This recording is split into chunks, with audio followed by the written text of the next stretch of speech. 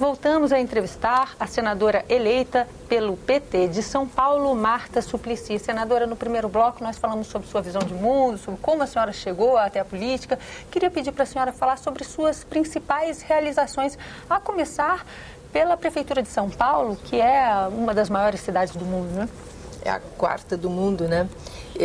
Olha, eu peguei essa cidade de São Paulo numa situação muito difícil, né? Vocês todos estão lembrados, foram 2 gestões que me antecederam, que a cidade ficou um caos. Então, era uma situação economicamente difícil, com um desafio gigantesco, principalmente na área de transporte e de pobreza. Era o final do governo Fernando Henrique Cardoso, o Brasil tinha uma situação econômica nada favorável, e esses 2 últimos anos dessa presidência foram os meus 2 primeiros. Então, nós tivemos 0 de aporte de recursos, uma situação que a cidade já vivia desesperadora, mas nós conseguimos deixar marcas muito importantes na cidade. Eu diria, a primeira, mais importante, foi no transporte.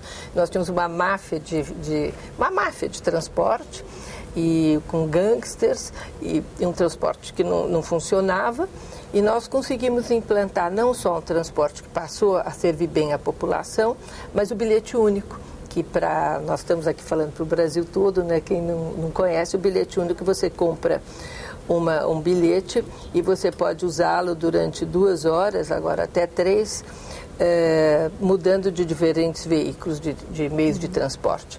E isso para as pessoas que moravam em São Paulo, uma cidade gigantesca. Se você mora a 3 conduções do centro, você não arrumava emprego, porque que empregador vai querer pagar 3 conduções?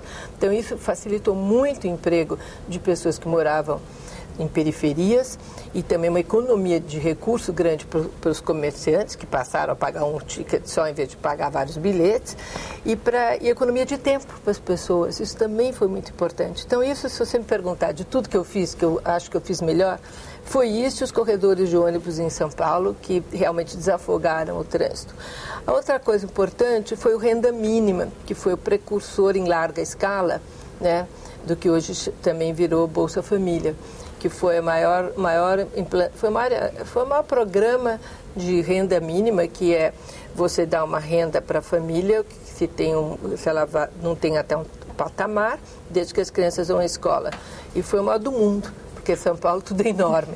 Então, foi um programa muito bem sucedido, dinamizou muita economia desses lugares mais pobres, também, fora as 3 refeições diárias que as famílias passaram a ter acesso. E os CELS, que são a minha bandeira do coração, que são centros educacionais unificados, que são grandes escolas, mas elas não são grandes só em número de aluno. Elas têm um centro esportivo com 3 piscinas, quadra de tudo que você possa imaginar, sala de yoga para idoso, sala de dança para idoso. Integrando a comunidade totalmente. Da terceira idade, com terceira idade, a comunidade como um todo, e a parte de cultura, que é muito importante. Então, por exemplo, o primeiro CEL que foi inaugurado foi na Zona Leste de São Paulo, o CEL Jambeiro, e o presidente Lula foi inaugurar.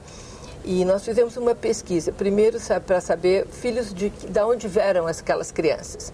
Mais de 80% eram filhos de nordestinos, né? E depois a pergunta, quantos de vocês já tinham ido ao cinema? Acho que dava uns 89% não tinham ido nunca ao cinema. Teatro, 100% nunca tinham ido a um teatro.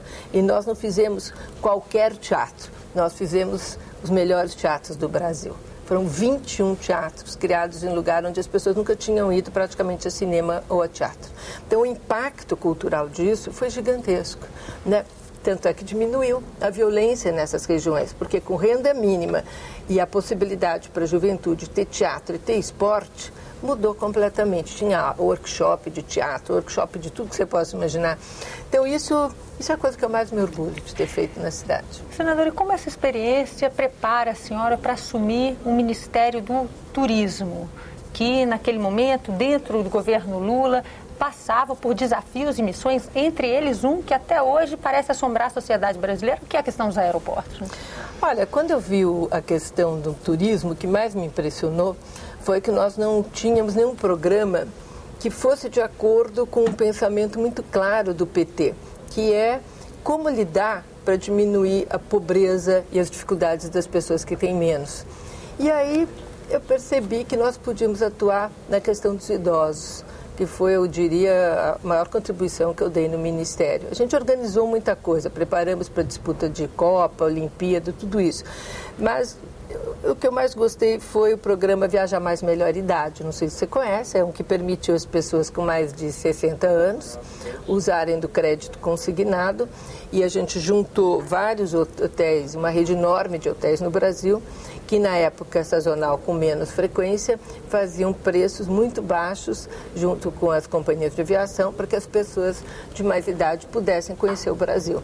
E isso foi muito bom, porque ajudou a rede hoteleira, ajudou os idosos a viajarem, tudo mais. E agora, com essa experiência de quem já passou pela pasta e vendo o Brasil se preparar para uma Olimpíada, para uma Copa do Mundo, qual a senhora deve ou destaca como uma prioridade para nós nesse momento? Organização. Eu fiquei bastante satisfeita quando vi que uma das prioridades que o Meirelles vai assumir, essa parte de comando olímpico, né? A construção de tudo que precisa ser construído, infraestrutura de transporte. A infraestrutura de transporte para uma Copa e uma Olimpíada é gigantesca. Agora, é importante você pensar o que vai ser como legado, porque as cidades que se beneficiaram de Olimpíadas ou de Copas, elas se beneficiaram, elas deram saltos de 50 anos em 3, 4, 5 anos. E o Brasil não pode perder essa oportunidade. Não pode, porque é ouro em pó. Você vai ter que construir muito metrô, muita infraestrutura de transporte nas regiões. E depois os prédios que forem construídos, eles não podem ficar lá como elefante branco. São prédios que já têm que ser construídos pensando que depois, que utilidade eles vão ter. Porque muita coisa tem uma utilidade naquele momento e depois não tem para o resto, né? Nós vamos dar mais um intervalo. A nossa convidada para este programa especial é a senadora Marta Suplicy, do PT de São Paulo. E no próximo bloco a gente conversa sobre os principais desafios do Brasil e temas aqui no Congresso. Não sai daí não, até já.